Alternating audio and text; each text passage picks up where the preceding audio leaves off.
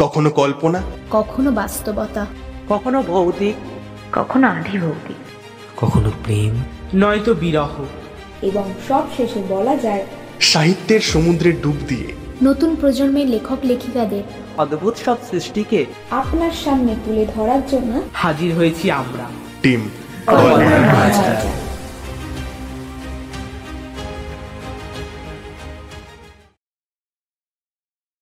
গল্পটি সম্পূর্ণ প্রাপ্তবয়স্কদের জন্য। আমাদের চ্যানেলের ক্ষুদে শ্রোতাদের কাছে আমার একটাই অনুরোধ, প্লিজ আজকের গল্পটি তোমরা এড়িয়ে যেও। নমস্কার, কল্পনার মায়াজাল ইউটিউব চ্যানেলে আপনাদের সকলকে স্বাগত। সকলে কেমন আছেন? আশা করছি ভালোই আছেন। গত সপ্তাহে আমরা আপনাদেরকে শুনিয়েছিলাম শরৎচন্দ্র চট্টোপাধ্যায়ের লেখা একটি ক্লাসিক গল্প অনুপমার প্রেম। কিন্তু আজকে আর ক্লাসিক নয়, আজকে আপনাদের জন্য নিয়ে এসেছি কল্পনার মায়াজাল ইউটিউব চ্যানেলের একটি সম্পূর্ণ অরিজিনাল গল্প, স্বীকৃতি। খুব বেশি দেরি না করে চলুন গল্পটা শুরু করা যাক তাহলে। গল্প পাঠে রয়েছে তুষার এবং গল্পের সূত্রধার আমি কৌস্তব। শুরু হচ্ছে কল্পনার মায়াজাল ইউটিউব চ্যানেলের আজকের বিশেষ নিবেদন, স্বীকৃতি।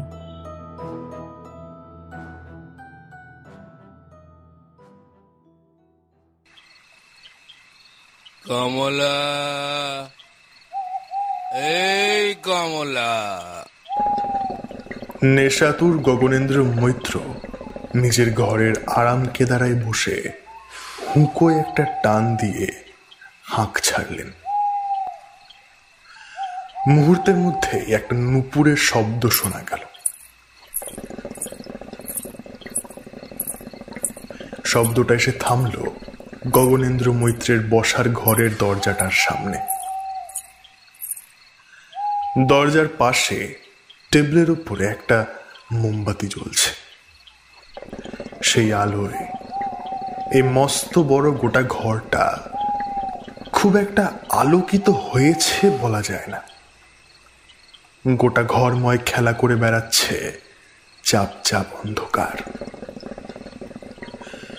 গগনেন্দ্র মৈত্র ঘরের একদম মাঝখানে বসে আছেন।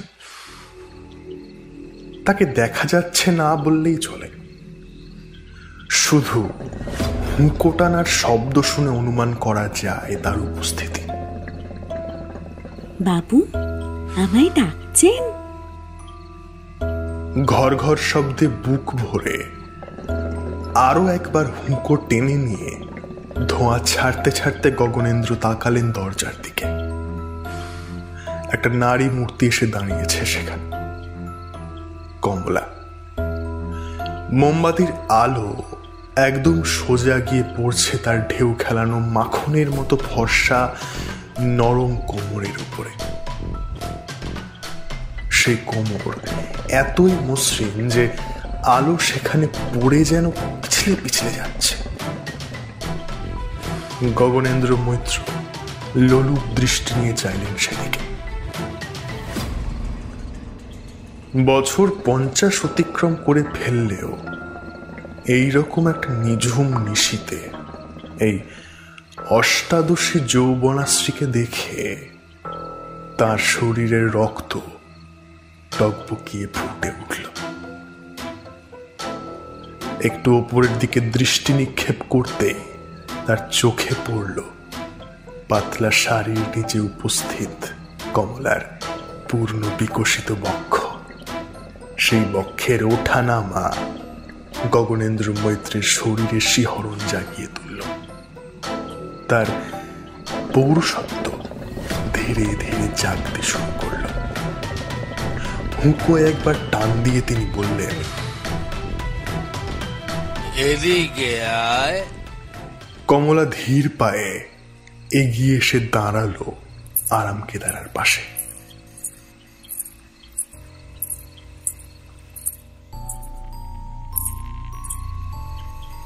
আমার দেয়া নুপুরটা তো পড়েছিস দেখছি, ভালোই তো মানিয়েছে। পছন্দ হয়েছে নাকি এমনি?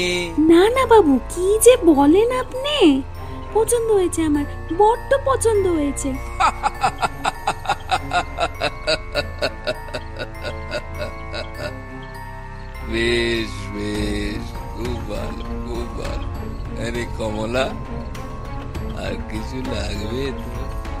না না না বাবু, আপনি একটু আশীর্বাদ করবেন, তাহলেই হবে।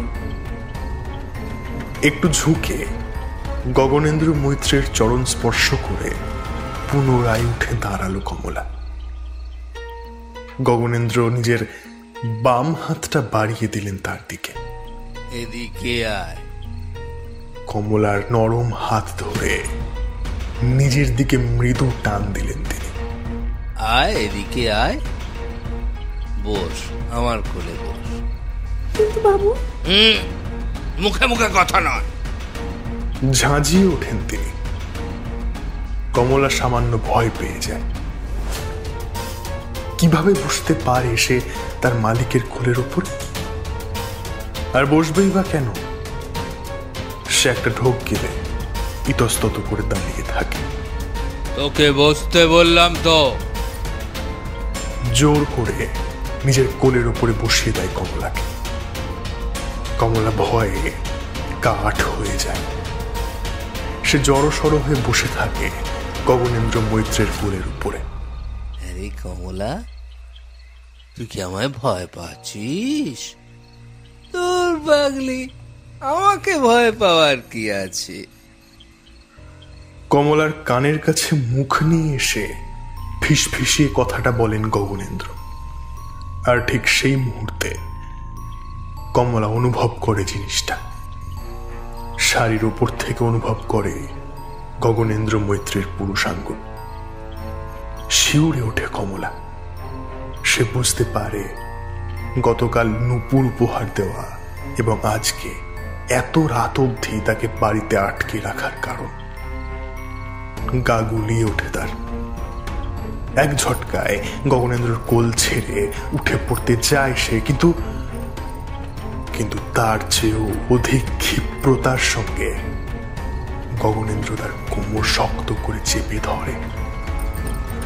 পুনরায় তাকে বসিয়ে নেয় নিজের কোলের উপরে। দুই হাত দিয়ে কমলাকে নিজের বুকের মধ্যে টেনে ধরেন গগনেন্দ্র। হিংস্রতার সঙ্গে নিজের নাক মুখ গুঁজে দেন ওর কাঁধে। কমলা সিংহের কবলে পড়া হরিণীর মতো ছটফট করতে থাকে। বাবু, এটা ঠিক হচ্ছে না বাবু, ছেড়ে দেন, ছেড়ে দেন আমায়। কাকতি মিনতি করতে থাকে কমলা, কিন্তু গগনেন্দ্র সেসব কিছুকে তোয়াক্কা করেন না। কাঁধ থেকে এক ঝটকায় শাড়ির আঁচলটা ফেলে দিয়ে কোমরের উপর থেকে নিজের হাতটা ধীরে ধীরে কমলার বুকের উপরে নিয়ে আসেন। ওর বিকশিত স্তনযুগল নিয়ে এক আদিম খেলায় মেতে ওঠেন তিনি। কমলা কাতরাতে থাকে, ছটফট করতে থাকে। এদিকে তার ছটফটা নিয়ে গগনেন্দ্রকে আরো বেশি করে ঊর্জা প্রদান করতে থাকে। তিনি কমলাকে মেঝের উপরে ফেলে তাকে নির্বস্ত্র করে অধিক উন্মত্ততায় তার শরীরের নেশায় মেতে ওঠেন। কিন্তু আফসোস, কমলার কান্না গোঙানি গগনেন্দ্রর হিংস্রতার বিষয়ে এই বন্ধ ঘর এবং অন্ধকারাচ্ছন্ন নিশি ছাড়া আর কেউ টের পায় না। কারণ আজকে বাড়িতে গগনেন্দ্র স্ত্রী কিংবা বাড়ির অন্যান্য ভৃত্যরা কেউ নেই। অসহায় কমলা অবশেষে গগনেন্দ্রের কাছে হার মেনে যায়। গগনেন্দ্র যখন নিজেকে কমলার ভেতরে প্রবেশ করিয়ে তার বুকের উপরে নিজের শরীরকে ফেলে উথাল পাথাল করতে ব্যস্ত, তখন কমলার মধ্যে আর প্রতিবাদ করার শক্তি কিংবা ইচ্ছা কোনোটাই বাকি নেই। লজ্জায় ঘেন্নায় সে স্থির হয়ে শুয়ে থাকে, চেয়ে থাকে উপরের দিকে, অন্ধকারের দিকে। শুধু তার দুই চোখ দিয়ে নিস্তব্ধতায় গড়িয়ে পড়তে থাকে উষ্ণ নোনা জলের ফোঁটা। কয়েক মুহূর্ত কেটে যায় এভাবে। অবশেষে ক্লান্ত গগনেন্দ্র নেমে পড়েন। কমলার পাশেই মেঝের ওপরে ধপাস করে শুয়ে পড়েন তিনি। হাঁপাতে হাঁপাতে হাসতে থাকে। নে নে, যা, ছেড়ে দিলাম তোকে, বাড়ি চলে যা। কমলা কোনো বাক্য ব্যয় না করে নিজের শাড়িটা কোনো রকমের শরীরে জড়িয়ে নিয়ে ঘর ছেড়ে বেরিয়ে যায়। কিন্তু এই হাঁটা যেন তার স্বাভাবিক হাঁটা নয়। এ হাঁটা কোনো মানুষের হতেই পারে না। ঠিক যেন একটা কাঠের পুতুল হেঁটে বেরিয়ে গেল ঘরের বাইরে। গগনেন্দ্র একটু দম নিয়ে পুনরায় উঠে বসলেন নিজের আরাম কেদারার উপরে। টান দিতে লাগলেন হুঁকোয়। কমলার নুপুরের শব্দ ক্ষীণ থেকে ক্ষীণতর হতে হতে একটা সময় মিলিয়ে গেল।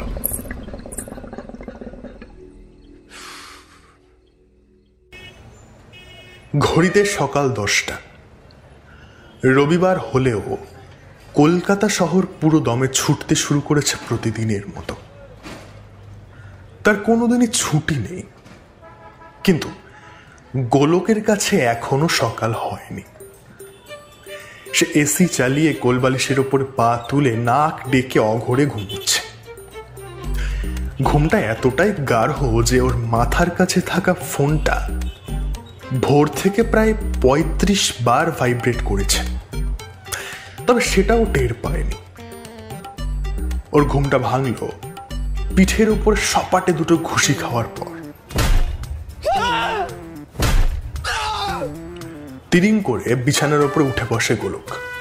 পিঠের যন্ত্রণায় কুঁকড়ে যায়, কিন্তু খাটের সামনে রণচণ্ডী মার্কা মুখের ভঙ্গি দেখে গোলক ঘাবড়ে যায়। একটা ঢোক গিলে পিঠের ব্যথাকে পিঠেই থাকতে দিয়ে ও বলল, এত সকালে মানে কিছু হয়েছে? কি হয়নি সেটা বলো। মানেটা কিভাবে বুঝবে? ফোনটা রিসিভ করো কখনো?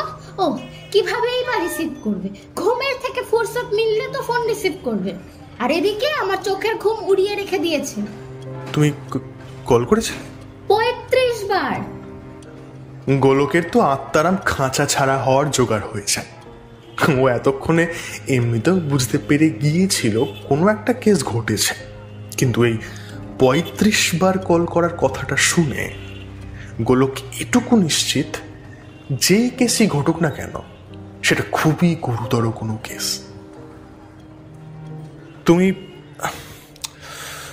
তুমি শান্ত হও। শান্ত হয়ে আগে এখানটায় বসো, তারপর সব শুনছি। দ্রুত খাটের ওপরে এদিক ওদিক ছড়িয়ে ছিটিয়ে থাকা কাঁথা বালিশ সব সরিয়ে জুলির জন্য জায়গা করে দেয় গোলক। কিন্তু জুলি বসে না, ওভাবেই রণচণ্ডী মার্কা মুখ করে দাঁড়িয়ে থাকে। আমার কিন্তু আবার ভয় লাগছে। এখন আর ভয় পেয়ে কি হবে? যখন ভয় পাওয়ার দরকার ছিল তখন তো হিরোগিরি দেখিয়েছিলে। জুলি আরো কিছু বলছিল হয়তো, কিন্তু গোলকের কান পর্যন্ত পৌঁছলো না। ওর কানের মধ্যে শুধু বাজতে থাকলো শেষের কথাগুলো। যখন ভয় পাওয়ার দরকার ছিল তখন তো হিরোগিরি দেখিয়েছিলে। গোলক একটা ঢোক গেলে এতক্ষণে ও কিছুটা আন্দাজ করতে পারছে বিষয়টা, কিন্তু মনে মনে ঠাকুরের কাছে প্রার্থনা করতে থাকে যেন ওর আন্দাজটা আজ ভুল হয়ে যায়। ভয়ে ওর গলার কাছটায় কিরকম যেটা শুকিয়ে আসে। আমি যেটা ভাবছি সেটাই কি? তুমি কি? হ্যাঁ, ঠিকই ভাবছো। কতবার করে বলেছিল প্রোটেকশনটা থাকতে রিস্ক নিয়ে লাভ নেই, কিন্তু না, উনি তো বাহাদুরি দেখাবেন। নাও বোঝো এবার। গোলক নিজের মাথার চুল খামচে ধরে ধপাস করে বিছানার উপরেই শুয়ে পড়ে। এই দৃশ্য দেখে জুলির রাগের পারদ আরো চড়ে যায়। সে এক লাফে গোলকের বুকের উপরে উঠে বসে ওর গলার টুটি খামচে ধরে। এই ওটাকে, ওর ছেলে অসভ্য ছেলে কোথাকার। কি প্রবলেম হয়েছিল সেদিনকে তোর ওটা ইউজ করতে? হ্যাঁ, কি প্রবলেম হয়েছিল? লাগার জন্যই তো মারছি তোকে। না তোকে আজকে আমি মেরেই ফেলবো বেয়াদব ছেলে। বল বল এবার কি করবো, বল বল শালা। ছাড়লে তবে তো বলবো। জুলি ছেড়ে দেয় গোলককে। গোলক উঠে বসে হাঁপাতে থাকে। জুলির আগত দৃষ্টি নিয়ে তাকিয়ে থাকে ওর দিকে। আরে ভাববো তো নাকি? তখন যদি ভাবতে ঢের গুণ ভালো হতো। খিঁচিয়ে ওঠে জুলি। গোলক কোনো উত্তর দেয় না। কিছুক্ষণ চুপ করে মুখে হাত দিয়ে বসে থাকার পর মুখটা কাচুমাচু করে আমতা আমতা করে বলে, আচ্ছা মানে মানে ইয়ে বলছিলাম কি, ওই ইয়ে করালে হয় না? মানে ইয়ে মানে কি? গোলক একটু গলা খাকরি দেয়। মানে ওই ইয়ে মানে অ্যাবর। মুখে বাঁধলো না? হ্যাঁ, মুখে একবারের জন্য বাঁধলো না? না মানে তাছাড়া তো কোনো, মানে আমার ফ্যামিলি কিরকম তা তো জানোই। হ্যাঁ, আর আমার ফ্যামিলি যেন খুব ভালো। চাকরি করতে কলকাতায় এসে পেট বাঁধিয়ে নিয়েছি। এই খবর শুনলে আমার ফ্যামিলি যেন আমাকে ঢাক ঢোল পিটিয়ে বরণ করতে আসবে। সেই জন্যই তো বললাম। চুপ কর তুই, একদম চুপ। তোর ওই ঝাঁটের মুখ না আর খুলিস না। কিভাবে বাড়িতে জানাবে সেটা না ভেবে উনি, তুই না ছাড়া আজকে নিজের অকাতটা দেখিয়ে দিলি জানিস। তোর দৌড় এতটাই, এর বেশি মুরদ না আর তোর আর নেই। আমি ভুল করেছিলাম, তোর মতো কাপুরুষকে চিনতে পারিনি। জুলি কাঁদতে থাকে। গোলক তাকে থামায় না। শূন্য দৃষ্টি নিয়ে মেঝের দিকে তাকিয়ে থাকে। ওর তো কোনো দোষ নেই, দোষ তো করেছো তুমি আর আমিও। তাহলে তাহলে কেন ওকে শাস্তি পেতে হবে? কেন ওকে শাস্তি দেব? সরি। মেঝের দিকে তাকিয়ে ভাবলেশহীন ভাবে কথাটা বলে গোলক। তারপর ফেরে জুলির দিকে। জুলির হাতটা নিজের হাতের মধ্যে টেনে নেয়। তারপর একটা ঢোক গিলে শান্ত স্বরে বলে, ওকে ফাইন, তুমি কি চাও বলো, সেটাই হবে। বাড়িতে জানো, এমনিতেও তো একদিন না একদিন সম্পর্কের বিষয়টা জানাতেই হতো ওদেরকে। তাই সবচেয়ে ভালো হয় এখনই জানিয়ে দাও। আচমকা গোলককে জড়িয়ে ধরে জুলি। আর ঠিক তখনই গোলকের চোখ যায় দেওয়ালে টাঙানো একটা ছবির দিকে। বছর কয়েক আগের একটা ছবি। গোলক আর ওর সবচেয়ে কাছের বন্ধু কৌশিক একে অপরের কাঁধে হাত দিয়ে দাঁড়িয়ে আছে। পিছনে একটা বিশাল বড় বাড়ি। দিন চারেক ছিল ওরা ওখানে। গোলকের এখনো মনে পড়ে আভিজাত্যে মোড়া সেই বিশাল বাড়িটার কথা। সেই বাড়ির প্রত্যেকটা আনাচে কানাচেতে ছড়িয়ে রয়েছে কত না জানা গল্প, ইতিহাস। কান পাতলে সেসব অনায়াসে শুনতে পাওয়া যায় না। সেই ইতিহাস যেন নিজের মধ্যে লুকিয়ে রাখতে চায় বাড়িটি। সেই ইতিহাস, সেই গল্প সবার জন্য নয়, তা ওই বাড়ির একান্ত আপন। আর নিজের মধ্যে লুকিয়ে রাখার ব্যাপারটা মনে পড়লেই গোলকের মনে পড়ে বাড়ির পিছনের ওই মস্ত বড় কুয়োটার কথা। কি বিশাল সেই কুয়ো!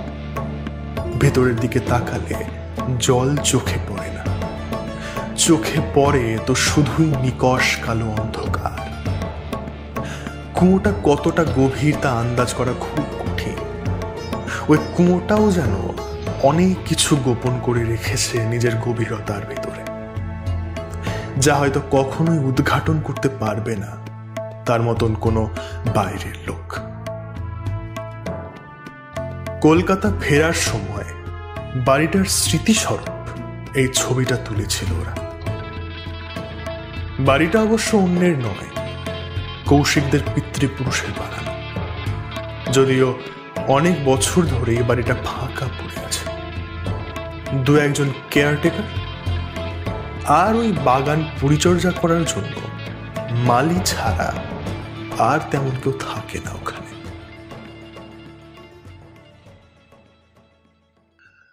আজকের মতো সূর্য নিজের দোকানপাট গুটিয়ে বাড়ির পথে রওনা দিয়েছে। আর মিনিট খানেকের মধ্যে হয়তো সন্ধ্যা নামবে। ইতিমধ্যেই পাখিদের দল গাছে গাছে নিজেদের বাসায় ফিরতে শুরু করেছে।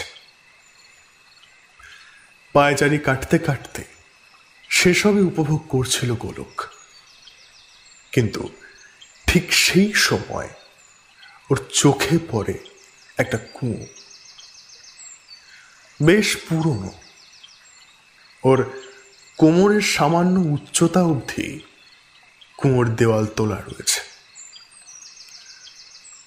আগে হয়তো এই কুয়ো থেকে জল তোলা হতো, কিন্তু আজকাল গ্রামগঞ্জেও এই সমস্ত কুয়ো দেখতে পাওয়া যায় না।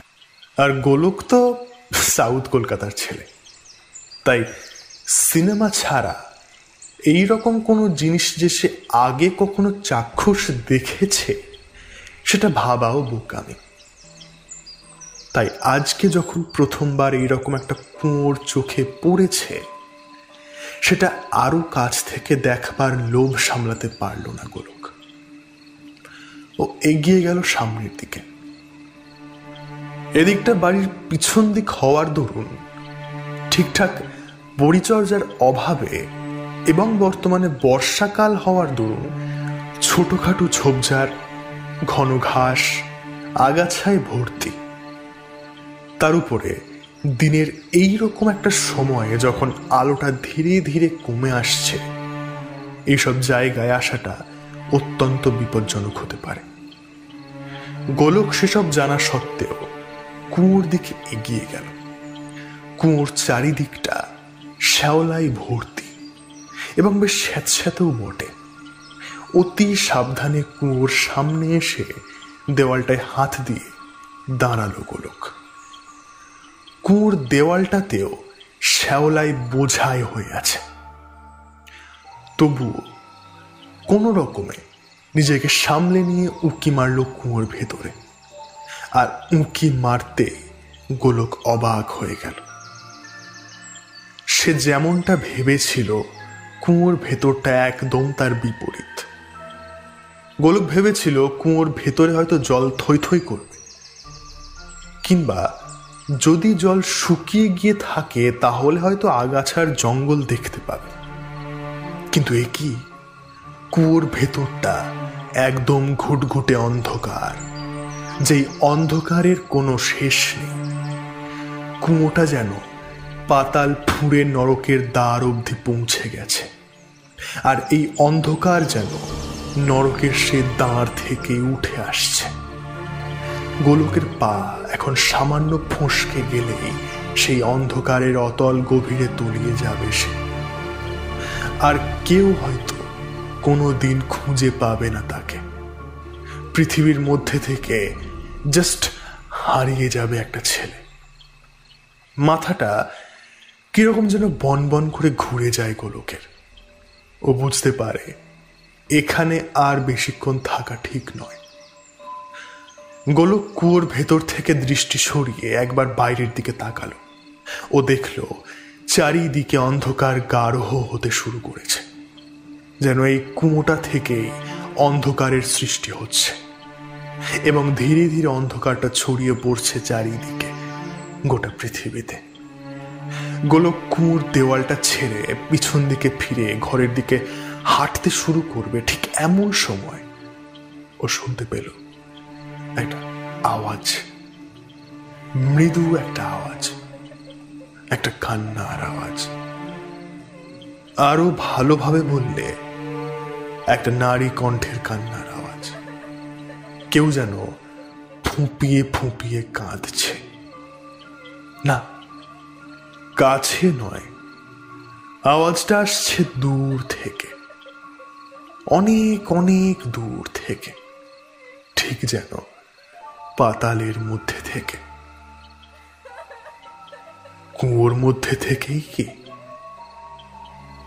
চিন্তাটা মাথায় আসতেই গোলকের শিরদাঁড়াটা সামান্য কেঁপে উঠল। কুয়োর মধ্যে থেকে আওয়াজ কিভাবে আসতে পারে?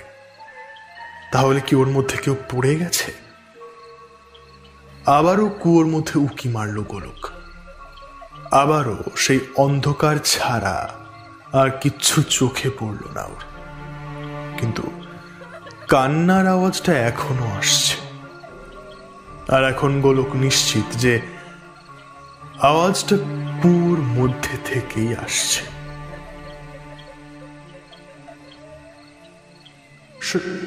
শুনতে পাচ্ছেন? আপনি কুয়োর ভেতরে কি করছেন? আপনি কি ভেতরে পড়ে গেছেন কোনোভাবে? আপনার চোট লাগেনি তো?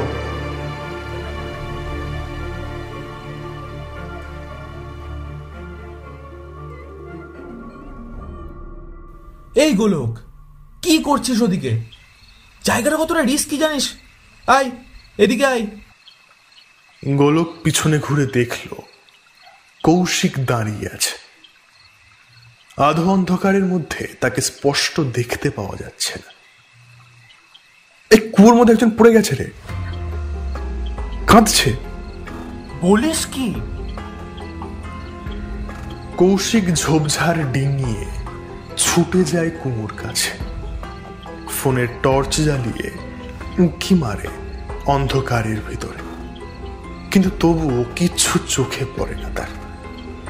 কান্নাটাও থেমে গেছে। কই রে, কোনো মহিলা কিংবা তার কান্না কই? কিছুই তো চোখে পড়ছে না।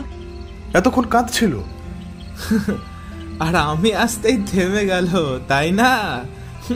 আরে ভাই বিশ্বাস কর। ঠিক আছে ঠিক আছে, চল চল এবার চল। কিন্তু গোলকের কথা শেষ করতে না দিয়েই ওর কবজি ধরে টানতে টানতে ঘরের দিকে এগিয়ে যায় কৌশিক। গোলক একবার ফিরে তাকায় কুয়োর দিকে, তারপর কৌশিকের সঙ্গে হাঁটতে থাকে। কিছু তো বলো। গোলকের ভাবনায় ছেদ পড়ল জুলির ডাকে। হ্যাঁ, বাড়িতে জানাবে না? হঠাৎ গোলকের ফোনটা বেজে ওঠে। জুলির বাঁধন ছাড়িয়ে গোলক নিজের ফোনটা হাতে তুলে নেয়। দেখে কৌশিক ফোন করছে। এতক্ষণ তার কথাই তো ভাবছিল Golok. Julie, it's a important call, 5 মিনিট। জুলি বাধা দেয় না। ফোনটা হাতে নিয়ে খাট ছেড়ে ব্যালকনির দিকে এসে দাঁড়ায় গোলক। তারপর ফোনটা রিসিভ করে। বল। শোন, কালকে ভোর ভোর বেরিয়ে পড়িস। আমি সন্তোষ কাকাকে সবকিছু জানিয়ে রেখেছি, কোনো অসুবিধা হবে না। গোলকের মনে পড়ল, তাই তো আগামীকালই তো ওর যাওয়ার কথা। কিন্তু এই রকম একটা পরিস্থিতিতে ও জুলিকে একা রেখে কিভাবে যেতে পারে? কিন্তু কৌশিককে বারণ করলেও যে চলবে না, অনেকগুলো টাকার বিষয় রয়েছে যে। তবে টাকা কি জুলির থেকেও বেশি গুরুত্বপূর্ণ? আর শোন, ওই বাড়ির যা যা কাগজপত্র রয়েছে আমি সন্ধ্যায় কাউকে একটা দিয়ে তোর ফ্ল্যাটে পাঠিয়ে দেব। সন্ধ্যায় কোথাও যাস না কিন্তু, নাহলে কেলেঙ্কারি হয়ে যাবে। শোন না, বলছিলাম যে গোলক বলতে চাইছিল যে ওর যাওয়া সম্ভব নয় এই মুহূর্তে, কিন্তু নিজের পুরো কথাটা আর শেষ করতে পারে না। মাঝপথেই থেমে যায়। আসলে জুলি, গোলক আবারও কিছু বলতে পারে না। আচ্ছা, বুঝে গেছি। জুলিকে সঙ্গে নিয়ে যেতে চাস, তাই তো? একটা যা না, সমস্যা কোথায়? না মানে সেটা বলতে চাইনি। তাহলে কি? টাকা পয়সা? আরে তুই আমার ভাই হোস, তাছাড়া এত কিছু করেছিস আমার জন্য, আর আমি তোর অসময়ে পাশে দাঁড়াতে পারবো না? চাকরি হারিয়ে বসে আছিস, আমি বুঝি তোর কতটা খারাপ সময় যাচ্ছে। আচ্ছা শোন, 20% বলেছিলাম তো? বাদ দে, তুই 25% রাখ। না মানে কোনো মানে নয়, তুই 25% নিচ্ছিস এবং কালকে ভোরে জুলিকে নিয়ে রওনা দিচ্ছিস। বাস, এটাই ফাইনাল। চল, রাখছি, বাই। কৌশিক ওপাশ থেকে ফোনটা কেটে দেয়। গোলক ফোন হাতে দাঁড়িয়ে থাকে। কি বলবে ও এখন জুলিকে? কিভাবে কনভিন্স করবে? ঘরে এসে দেখে জুলি এখনো ওভাবেই বসে রয়েছে এক জায়গাতেই। কৌশিক এগিয়ে যায় সামনের দিকে, হাঁটু গেড়ে বসে জুলির পায়ের কাছে। জুলির একটা হাত ওর নিজের হাতের মধ্যে নিয়ে বলে, কালকে ভোরে আমরা বেরোচ্ছি। জুলির ভুরু দুটো কুঁচকে যায়। কোথায়? গোলক কিছুক্ষণ চুপ করে থাকে, তারপর বলে, ধরে নাও 1 সপ্তাহের জন্য ঘুরতে। জুলি নিজের হাতটা ছাড়িয়ে নেয় গোলকের হাতের মধ্যে থেকে। ওর চোখে রাগ, ঘৃণা সব একসঙ্গে লক্ষ্য করে গোলক।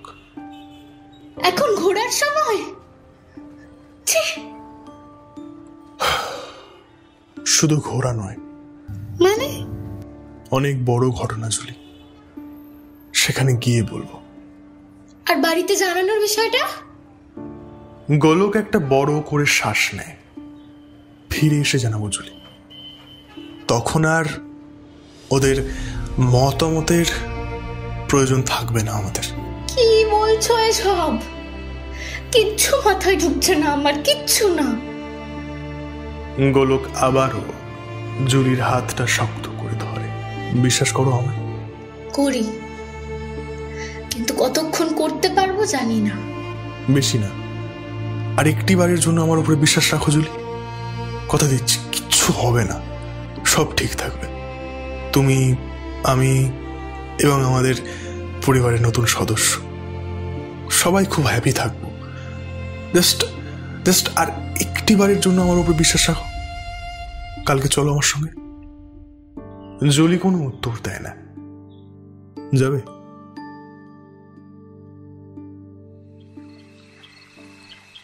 আরে ধুর, তোর সত্যি মনে হয় কুয়োর মধ্যে কেউ কাঁদছিল?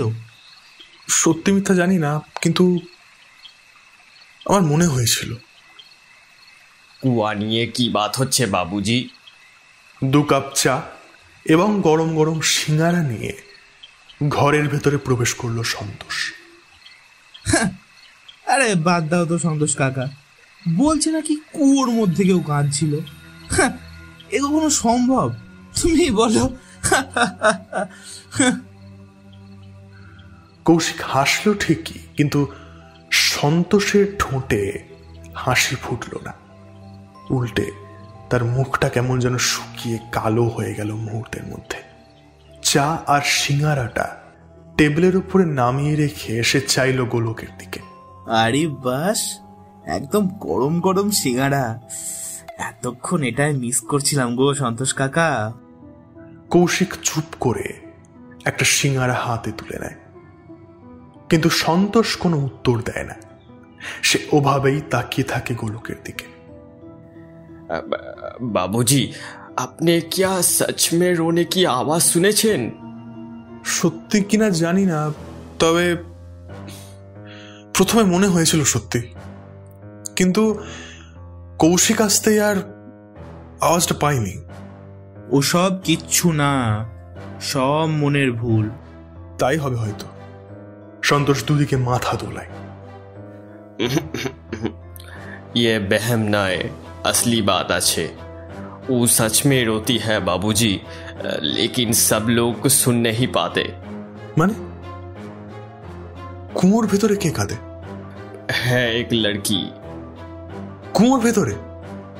সে বেঁচে থাকে কিভাবে ওখানে? किसने बोला कि वो जिंदा है? হ্যাঁ, এইবার তুমিও এর মধ্যে ভূতিয়া গল্প অ্যাড করো। সত্যি সন্তোষ কাকা, তুমি পারো বটে। যাও যাও, অনেক হয়েছে, রাতের খাবার তৈরি করো। উফ। কিন্তু বাবুজি, আমি ছাড়ো না সন্তোষ কাকা, অনেক হয়েছে, এবার ছাড়ো প্লিজ, আর ভাল লাগছে না।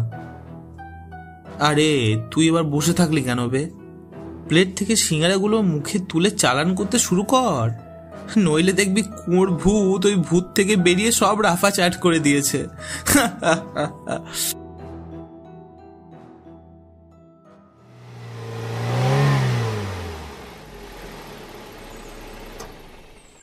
দীর্ঘ 5 ঘন্টার পথ অতিক্রম করে অবশেষে গোলকের গাড়িটা এসে থামল কৌশিকের পূর্বপুরুষদের নির্মিত সেই বিশাল বাড়িটার সামনে।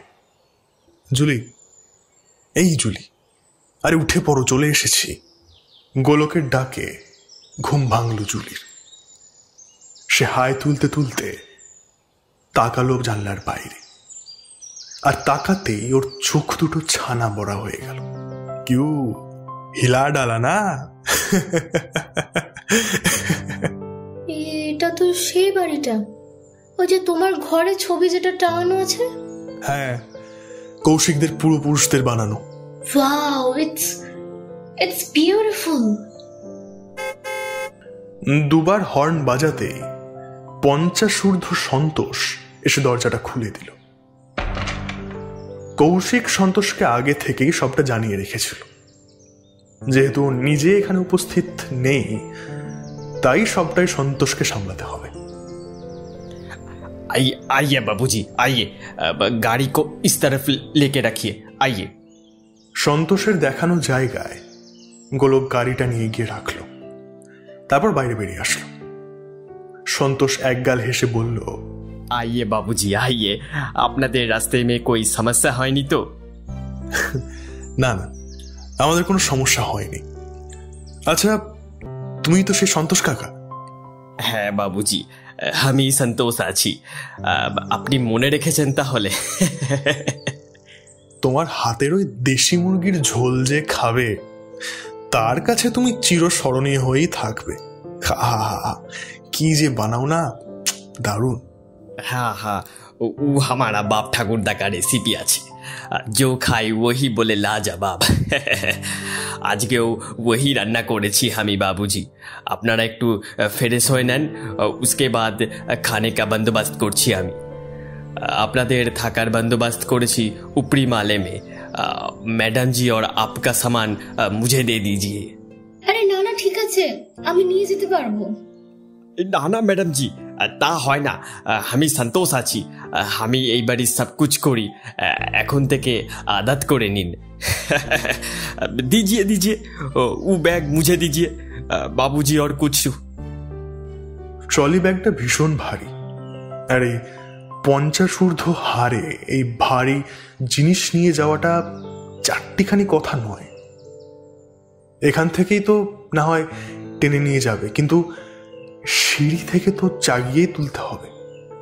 বিষয়টা ভেবে গোলক একটু ইতস্তত করলো ঠিকই, কিন্তু তারপর ভাবলো ইতস্তত করে লাভ নেই, সন্তোষ ওর বারণ শুনবে না।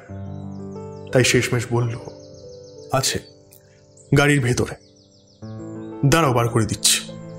গাড়ি থেকে ব্যাগটা বার করে দিল গোলক। সন্তোষ কাঁধে জুলির ব্যাগ এবং এক হাতে বড় ট্রলি ব্যাগটা টানতে টানতে এগিয়ে গেল সামনের দিকে। গোলক আর জুলিও তার পিছু নিল। ফুলের বাগানের মধ্যে দিয়ে অনেকটা পথ আসার পরে ওরা প্রবেশ করলো এই পুরনো দিনের বিশাল বাড়িটার দালানে। তবে বলাই বাহুল্য, বাড়িটা পুরনো হতে পারে, কিন্তু কোনো দেয়াল থেকে ইট চুন বালি খসে পড়ছে না, রঙও কোথাও নষ্ট হয়ে যায়নি, এবং সবচেয়ে বড় কথা, চারিদিক ঝাঁ চকচকে পরিষ্কার। বাড়িটা যে অত্যাধিক যত্নে রাখা হয় তা অস্বীকার করার কোনো রকম জায়গা নেই। জুলি চারিদিকে মাথা ঘুরিয়ে ঘুরিয়ে দেখতে লাগলো। কোনো কালেই ইতিহাসের ছাত্রী না হলেও ওর এই ধরনের বাড়ির উপরে প্রচন্ড পরিমাণে আগ্রহ। দালানের পাশ দিয়ে একটা সিঁড়ি উঠে গেছে উপরে। সেই সিঁড়ি বেয়ে ওরা উঠে আসলো। ওপরে মোট 4টে ঘর, তবে শুধুমাত্র একটা ঘর বাদে সবই তালা বন্ধ।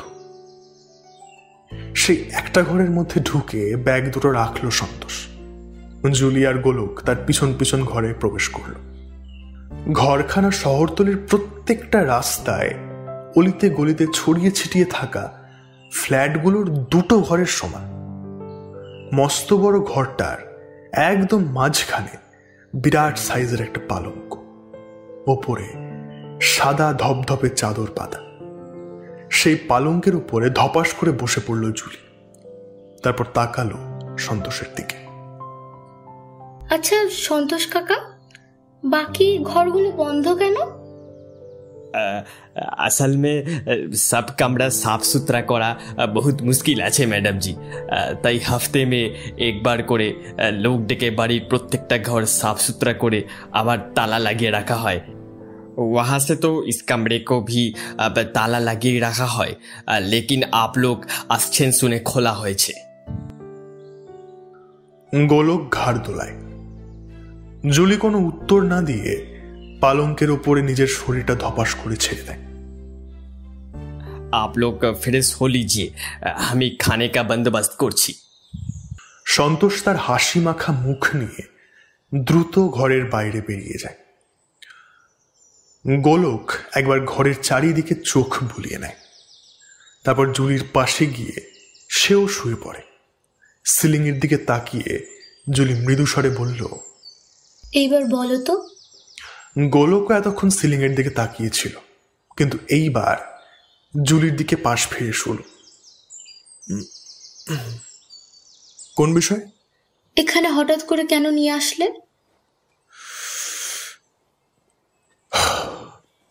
বাড়িটা বিক্রি করতে হবে। জুলির ভুরু দুটো কুঁচকে যায়। সেও এইবার সিলিং এর দিক থেকে চোখ সরিয়ে গোলকের দিকে ফেরে। এইরকম একটা বাড়ি তোমার বন্ধু বিক্রি করতে চায়? সে কি পাগল নাকি মাতাল? আর তাছাড়া সে বিক্রি করতে চায় সেটা তার ব্যাপার, তো তাতে আর তোমার আর আমার কি?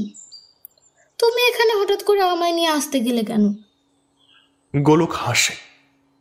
এই পৃথিবীতে সবকিছুর মূলে ওই একটাই জিনিস রয়েছে জুলি, আর সেটা হলো টাকা। টাকা কার না দরকার? ভিখারিদেরও টাকার দরকার, আর যারা প্রচন্ড বড় লোক, কাছে টাকা রাখার জায়গা নেই, তারাও টাকার পিছনেই ছুটছে। এ বিষয়টাও সেরকম। আমাকে ওই ভিখারি আর কৌশিককে বড় লোকের জায়গা ইমাজিন করো, ব্যাস বুঝে যাবে। মানে? একজন প্রবাসী বাঙালি এরকম একটা বাড়ি খুঁজছেন। ওনার বাজেট কত জানো? প্রায় 150 কোটি টাকা। হোয়াট? ঠিকই শুনেছ। ভদ্রলোক কৌশিককে জানিয়েছিলেন এইরকম একটা বাড়ির খোঁজ থাকলে বলতে। নিজের বাজেটটাও বলেছিলেন। আর ব্যাস 2 2 4। এমনিতেও কৌশিকের ফ্যামিলিতে আর কেউ নেই, ও একা। তাছাড়া সে এখানে থাকেও না, ভবিষ্যতে থাকার ইচ্ছাও নেই। গ্রাম্য পরিবেশ তার পোষায় না। উল্টে এত বড় বাড়ির মেনটেনেন্স কষ্ট রয়েছে, যেটা কৌশিক নিজের কাঁধের বোঝা বলে মনে করে। ফলে এই বাড়ির মায়া কাটিয়ে ওঠার জন্য ওকে দুবার ভাবতে হয়নি। 150 কোটি হয়তো পাবে না, তবে সে 50 কোটি পেলেও খুশি। কিন্তু তাতে তোমার কি? তোমায় এখানে আসতে হলো কেন, তা আবার আমাকে সঙ্গে নিয়ে? আছে আছে, কারণ তো আছে। কি কারণ? সে ভদ্রলোক এই সপ্তাহের মধ্যে যে কোনো দিন আসবেন এই বাড়িটা দেখতে, কিন্তু কৌশিকের এখানে বসে থাকার সময় নেই, কিংবা বলতে পারো সময় থাকলেও সে আসেনি। সে ভদ্রলোকের কাছে নিজেকে এক্সট্রা বিজি দেখাতে চাইছে। তো সেই জন্যই আমার এখানে আসা। আমার দায়িত্ব সেই ভদ্রলোককে গোটা বাড়িটা ভালোভাবে ঘুরিয়ে দেখানো এবং এই বাড়িটা কেনার জন্য তাকে কনভিন্স করানো। আর যদি সে কনভিন্স হয়ে যায়, তাহলে যেই অ্যামাউন্ট দিয়ে এই বাড়িটা বিক্রি হবে তার 25% আমার। 25%? 25%। অ্যামাউন্টটা জাস্ট একবার ভাবো। যদি ওই ভদ্রলোক কনভিন্স হয়ে যায় তাহলে আর কখনো পিছনে ঘুরে তাকাতে হবে না। চাকরি থেকে বের করা হয়েছিল আমায়, প্রথমে কষ্ট হয়েছিল, কিন্তু এখন ভাবছি ঠিকই হয়েছিল, কারণ ওই চাকরি করে এত টাকা আমি সারা জীবনেও কামাতে পারতাম না। আর পড়ে রইল তোমাকে এখানে নিয়ে আসার কথা। কারণটা খুব সোজা, তুমি এইরকম বাড়ি খুব পছন্দ করো, তাই একটা সপ্তাহ এখানে থাকলে তোমার মনটাও ভালো থাকবে। আর সবচেয়ে বড় কথা, আমি তোমায় ওখানে একা রেখে আসতে পারতাম না এরকম একটা পরিস্থিতিতে। আমার চিন্তা হতো, তার চেয়ে ভালো এক সপ্তাহ এখানে একসঙ্গে কাটানো।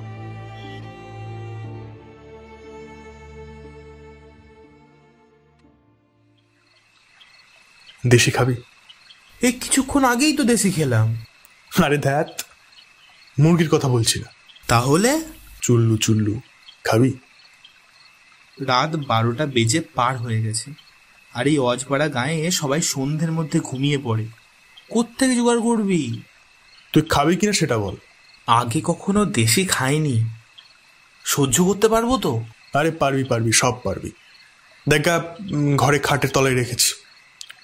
সন্তোষ কাকা নাকি রেগুলার রাতের বেলায় খায়, মুখে দিয়ে আনিয়ে নিয়েছি। যা যা যা তাতেই যা। কৌশিক উঠে দ্রুত সিঁড়ির দিকে পা বাড়ায়। গোলক ছাদে বসে থাকে একা একা। ঠান্ডা ফুরফুরে বাতাসে ওর চোখের পাতা জড়িয়ে আসতে থাকে, তবুও কোনো রকম এসে তাকিয়ে থাকে, অপেক্ষা করতে থাকে কৌশিকের। কিন্তু ঠিক তখনই ওর কানে আসে একটা শব্দ। এই রকম শব্দ সে আগেও শুনেছে, অনেকবার শুনেছে, কিন্তু ঘুম ঘুম ঘোরের মধ্যে শব্দটা যে কিসের সেটা ঠাওর করতে কষ্ট হয় গোলকে।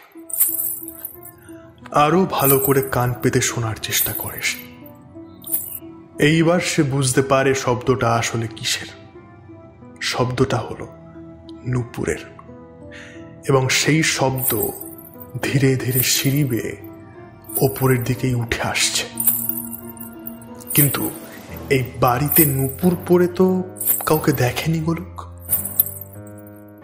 কাকেই বা দেখবে? কোনো মহিলাই তো নেই এই এত বড় বাড়িটাতে।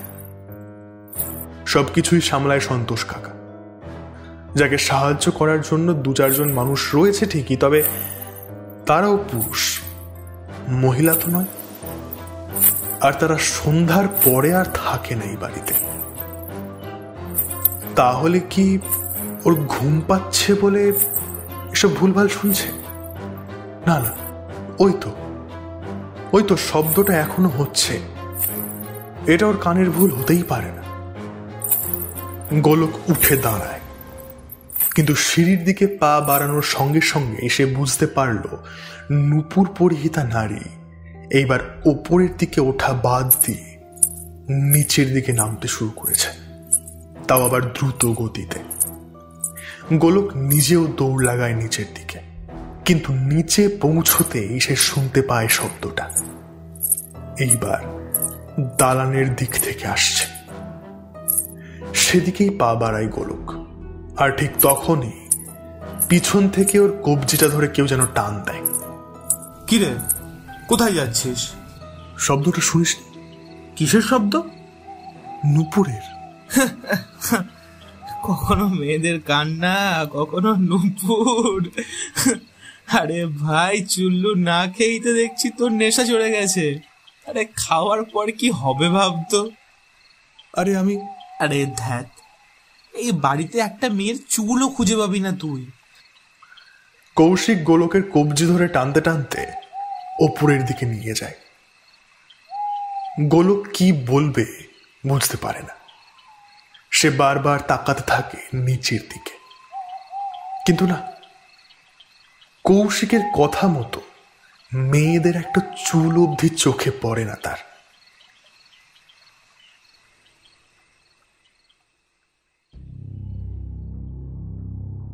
অঞ্জলি ভয়ে জড়সড় হয়ে দাঁড়িয়ে থাকে।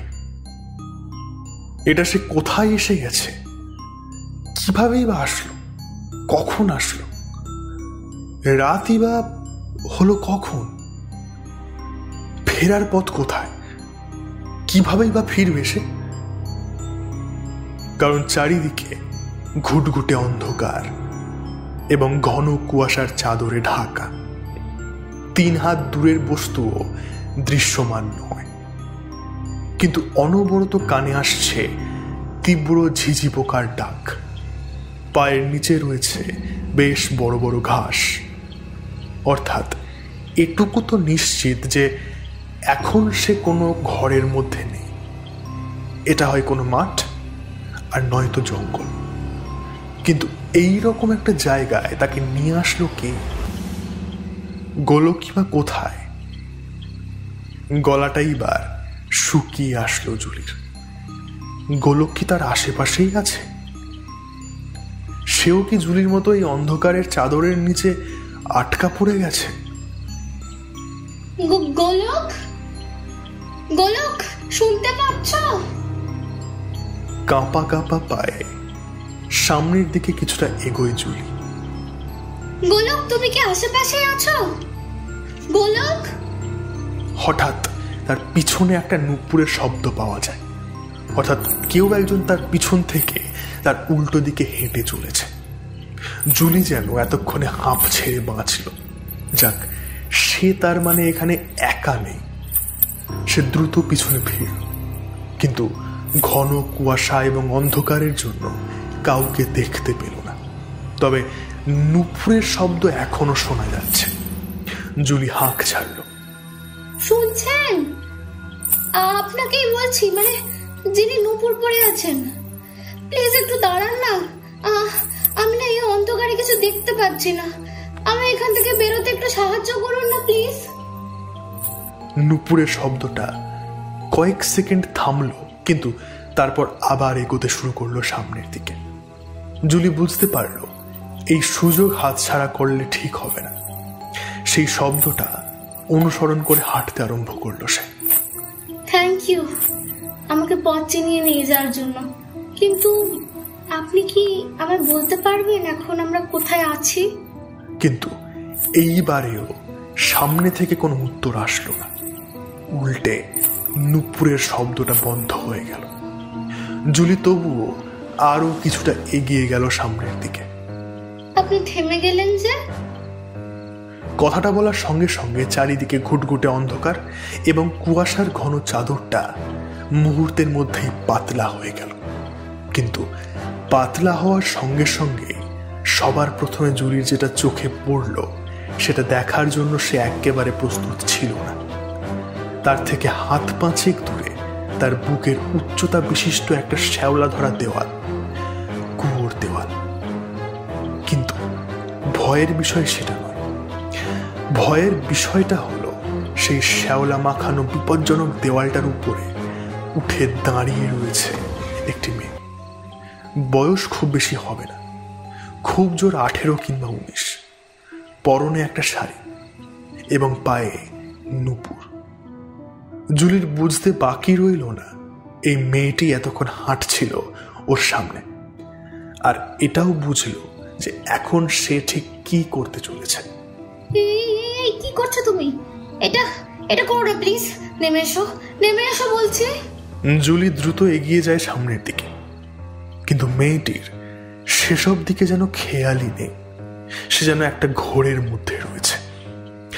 আশেপাশে কি হচ্ছে, তাকে কেউ ডাকছে কিনা, এসব সে জানেই না। সে মাথা নিচু করে একভাবে তাকিয়ে আছে কুয়োর গভীরতার দিকে। এই ঝাঁপ দেবে না, দাঁড়াও, আমি আসছি, আমি আসছি, দাঁড়াও। নিচেও প্রচন্ড শ্যাওলা, তাই দ্রুত যাওয়ার কোনো উপায় নেই। তবু জুলি কোনো রকমে কুয়োর দেওয়ালটার পাশে গিয়ে পৌঁছয়। সে বুঝতে পারে আর দেরি করা উচিত নয়। যখন তখন মেয়েটি ঝাঁপ দিতে পারে। এক্ষুনি মেয়েটাকে টেনে নেওয়া উচিত। হাঁপাতে হাঁপাতে মেয়েটির দিকে দ্রুত হাত বাড়ায় জুলি, কিন্তু জুলির হাত তার শরীর অবধি পৌঁছানোর ঠিক আগের মুহূর্তে ঘটে যায় ঘটনাটা। মেয়েটি ঝাঁপ দিয়ে দেয় কুয়োর মধ্যে। এই ঘটনার আকস্মিকতায় জুলি ভয়ে চিৎকার করে ওঠে।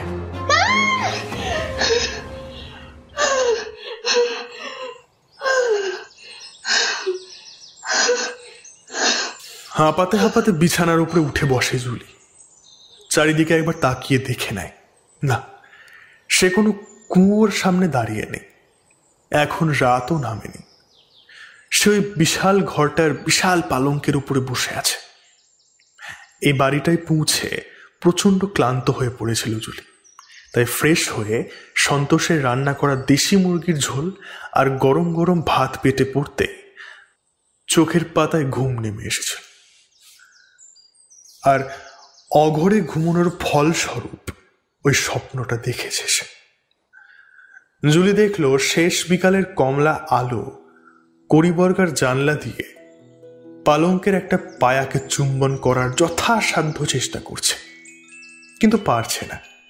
ঠিক যেন বয়স সন্ধিকালের নতুন প্রেমিক যুগল টিউশন ব্যাচ থেকে বেরিয়ে একে অপরের হাত ধরাধরি করে বাড়ি ফেরার সময় অন্ধকার গলিতে প্রথম চুম্বনের স্বাদ নিতে চাইছে, কিন্তু কেউ দেখে ফেলার ভয়ে সেই স্বাদ আর নেওয়া হচ্ছে।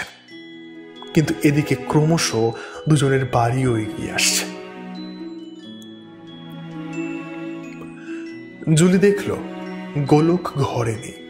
সে খাট থেকে নেমে জানলাটার কাছে এসে দাঁড়ালো, তাকালো বাইরের দিকে। বাড়ির এদিকটায়ও প্রায় বিঘা 20 জমি এই বাড়ির আওতায় পড়ে। সেই চৌহদ্দির পর থেকে দূর দূর অবধি শুধুই জঙ্গল আর ক্ষেত ছাড়া অন্য কিছুই চোখে পড়ে না। ওদিকে তাকিয়ে থাকতে থাকতে জুলির বারবার মনে পড়ে যাচ্ছিল স্বপ্নের কুয়োটার কথা, মেয়েটার কথা, তার নুপুরের শব্দের কথা। জুলির মনে হচ্ছিল এই বুঝি মেয়েটা তার নুপুরের শব্দ তুলে ক্ষেতের মধ্যে দিয়ে ছুটে আসবে তার দিকে, হাসবে, অট্ট হাসি, বিদ্রুপের হাসি। জুলি আর তাকিয়ে থাকতে পারে না, জানলাটা বন্ধ করে দেয়। আর ঠিক সেই মুহূর্তে তার কাঁধে কেউ যেন হাত রাখে। জুলি চমকে দেওয়ালের দিকে ছিটকে যায়। আরে আরে, হলো কি? না না না, কিছু না। গোলক এগিয়ে যায় জুলির দিকে। সে বুঝতে পারে জুলির কিছু তো একটা হয়েছে, নইলে এমনি এমনি সে এরকম কেন করছে। তুমি এত হাঁপাচ্ছ কেন? Is everything all right? জুলির কাঁধে হাত রাখলো গোলক। জুলি ওপর নিচে মাথা দোলায়। গোলক বুঝল জুলির মনটা এখনো ঠিক হয়নি। কিভাবেই বা ঠিক হবে? যতদিন না ওদের সামাজিক কিংবা আইনিভাবে বিয়ে হচ্ছে ততদিন মেয়েটার জীবনে শান্তি নেই। চলো ছাদে যাই, একটু ছাদে ঘোরো, দেখো মন শরীর সব ভালো হয়ে যাবে। চলো। জুলির হাত ধরে মৃদু টান দেয় গোলক। দুজনেই সিঁড়ি বেয়ে উঠে যায় ছাদের দিকে। ইতিমধ্যে কমলা আলোটা আরো নিভু নিভু হয়ে এসেছে। সন্ধ্যা নামছে, পাখিরা নিজেদের বাসায় ফিরছে। জুলি আর গোলক এসে দাঁড়ায় মস্ত বড় ছাদটার উপরে। বাতাসে জুলির খোলা চুলগুলো উড়তে থাকে। সে নিজের 2 হাত দুদিকে ছড়িয়ে বুক ভরে নিঃশ্বাস নেয়। গোলক একভাবে চেয়ে থাকে তার দিকে। গোলকের বাঁ হাতের কনুইয়ের কাছটায় জড়িয়ে ধরে মাথা রাখে তার কাঁধে জুলি। দুজনেই হাঁটতে হাঁটতে সামনের দিকে এগিয়ে আসে। বাড়িতে মানবে তো? মানবে না তো মানতে হবে না। আমরা কি ছোট খোকা খুকি নাকি যে তাদের সব কথা শুনতে হবে? আমরা একে অপরকে ভালোবাসি এবং তার ফলস্বরূপ আরো একজন এই পৃথিবীতে আসতে চলেছে। পরিবারের কথা শুনে এগুলো তার মিথ্যা হয়ে যাচ্ছে না। কেউ মানুক চাই না মানুক, এখান থেকে ফিরে আমরা বিয়ে করছি, এটাই ফাইনাল। কথা বলতে বলতে বাড়ির পিছনের দিকের রেলিংটার কাছে এসে দাঁড়ায় ওরা দুজন। কেউ কোনো কথা বলে না, দাঁড়িয়ে থাকে বেশ কিছুক্ষণ। কিন্তু তারপরেই ঘটে ঘটনাটা। জুলির চোখ যায় নিচে আর তার দম প্রায় বন্ধ হয়ে আসে কয়েক সেকেন্ডের জন্য। সে ঠিক দেখছে তো, গোলকের কোনোই ছেড়ে দিয়ে রেলিংয়ের উপরে ভর দিয়ে ভালো করে দেখার চেষ্টা করে জুলি। না, চোখের ভুল তো নয়, সে যা দেখছে ঠিকই দেখছে। আলো আধারিতেও স্পষ্ট দৃশ্যমান একটা দেওয়াল, একটা শ্যাওলা মাখা স্যাঁতস্যাঁতে দেওয়াল, এবং আশেপাশের জায়গাটাও বেশ স্যাঁতস্যাঁতে, বড় বড় ঘাস আগাছা। জুলির শিরদাঁড়াটা কেঁপে ওঠে, একটা শীতল স্রোত ঘাড়ের পাশ দিয়ে বয়ে যায়। এ কিভাবে হতে পারে?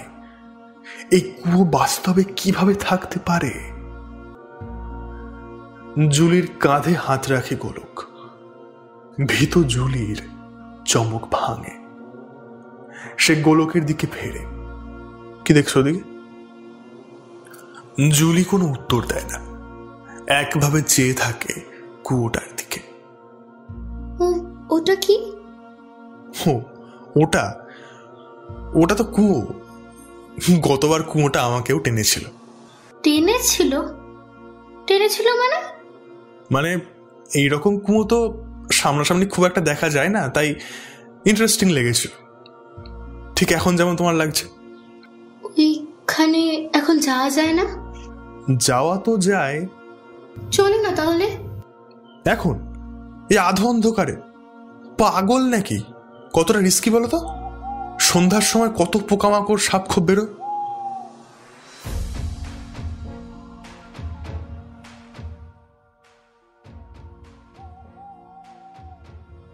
এতক্ষণ আপনারা শুনছিলেন স্বীকৃতির প্রথম পর্ব। দ্বিতীয় তথা অন্তিম পর্ব আপনারা শুনতে পারবেন আমাদের চ্যানেলে খুব শীঘ্রই। আজকে গল্প পাঠে ছিল তুষার, গল্পের সূত্রধার ছিলাম আমি কৌস্তব, এবং আমার সঙ্গে ছিল অরিত্রিকা, ঈশিকা, দীপঙ্কর দা, সোহম, অর্পণ এবং কৌস্তব। ভিডিও এডিটিং, শব্দগ্রহণ এবং পোস্টার ডিজাইন করেছে অর্ঘ্য। গল্পটি আপনাদের কীরকম লাগলো কমেন্ট করে জানাতে ভুলবেন না। আর হ্যাঁ, চ্যানেলে নতুন হলে চ্যানেলটি সাবস্ক্রাইব করে বেল আইকনটি প্রেস করে দেবেন, আর চাইলে বন্ধুদের মধ্যে শেয়ারও করতে পারেন। দেখা হচ্ছে আগামী সপ্তাহে নতুন কোনো গল্পের সঙ্গে। ততদিন সকালে ভালো থাকুন, সুস্থ থাকুন এবং গল্প শুনতে থাকুন। শুভরাত্রি।